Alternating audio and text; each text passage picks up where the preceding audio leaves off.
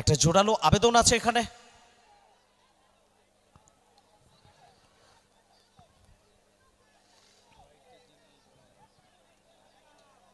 पहले ही फैसला कर ले।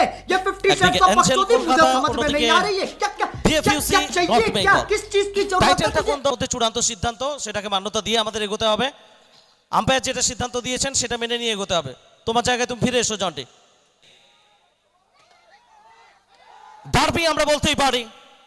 জন্টি निकल ले भाई तू, এখানে चल भाई चल, निकल ले, निकल निकल থেকে সরে এসে দুর্দান্ত একটা ক্যাচ নিলেন। সাজঘরে ফেরত যেতে হবে। अब देख तू, अब देख तू, अब तू गया बेटा, अब तू गया। देख तेरी औकात मैं दिखाता हूँ तुझे, देख। क्योंकि मैं बहुत दिनों से तेरा बहुत दिनों से खेल बंद करने के चक्कर में था।